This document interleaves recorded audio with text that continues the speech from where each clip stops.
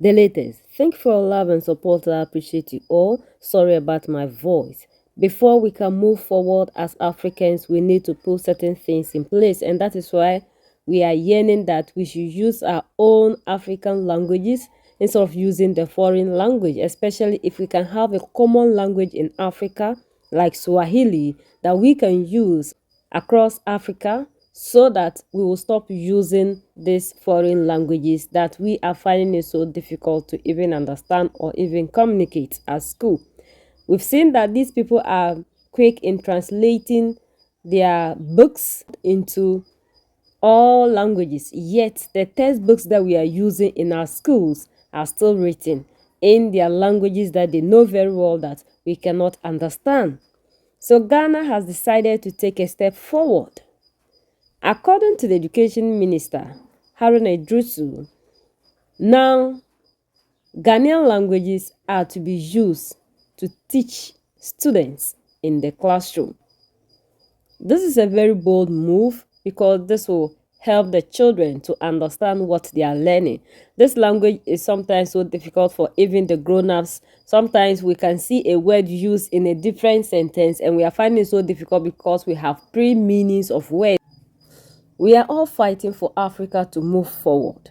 And we can only move forward when we take control over the language, because that is what makes us a people. We need to hold on to our culture, because this English language is wiping away our local languages. Children can no longer speak without bringing in English into their mother tongue. But we cannot continue to be teaching the children in the classroom with their local languages while the textbooks and the curriculum is still in the English language. We need to first of all tackle the curriculum first, change everything into their languages. Translate all that we have in the English language into the mother tongue before you now ask teachers to now teach them in their local languages. Now that the child is being taught in the classroom with the local language, when the child goes home and takes the book, how do this child read this language and then understand it in their own way? It is going to be difficult. Swahili is taught in Swahili.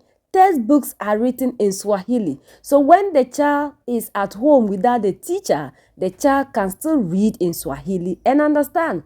But we don't say teach in the classroom with English while the textbook that is with the child all the time is still written in the oppressor's language. The Director General of GES is here. You have emphasized that we should shift focus to basic education and to improve learning outcomes at the basic level. Mr. President, the story is told of a young girl whose teacher somewhere in the Ashanti region went in and was waxing English, teaching at that early stages of development. Then the child told the teacher that eya kachwi kakrana metiase. So Mr. President, in line with that and with your authority, I'm directing the Director General of the Ghana Education Service and the GES that from today, teacher use of mother tongue instruction is now compulsory in all Ghanaian schools.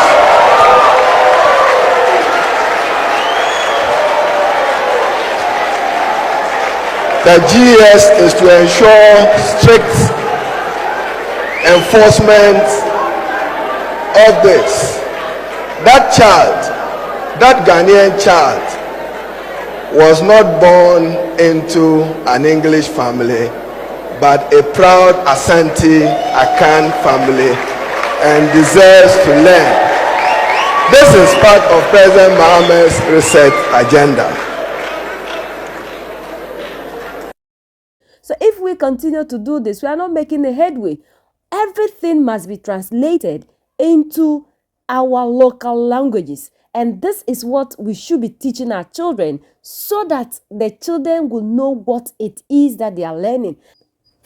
If we don't do it this way and we go by what we are suggesting today, in the future, it will have its own negative impact, whereby the child understands this thing in his or her native language, but the people they are going to be dealing with will not come or put things before them that is in the oppressor's language, which they can neither read nor understand. If we truly want to have a complete system that suits the Ghanaian child, we need to structure everything in the Ghanaian way, because this educational system that we have is not African. It is somebody's system that we have adapted. Look at the Chinese way of learning. It's just the same as what we used to do before we came in contact with the oppressor. So until we are able to do away completely with what the oppressor has given to us, what we are doing wouldn't solve the problem. Teaching the child in his or her mother tongue while everything is still written in the oppressor's language isn't going to help us, because we need to find things that suit us. We have to adapt to things that the Ghanaian child is familiar with. This kind of educational system is not African, so it can never help change Africa. And that is why we have practiced it for all these years and we haven't seen anything other than memorization. All that we claim we have learned in school are things that are written by other people that we are quoting. So we are not being educated enough, because quoting somebody doesn't mean that you're educated. But what you are able to use the knowledge you have acquired to produce to cause a change in the society is what we call education, like what we are seeing in China, what we are seeing in Russia.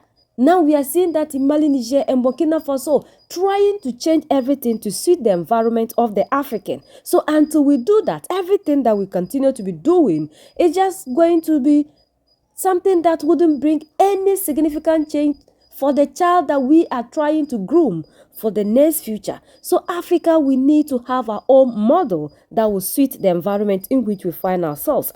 United we stand. So that's the latest around the world in Africa, West Africa, and in Ghana.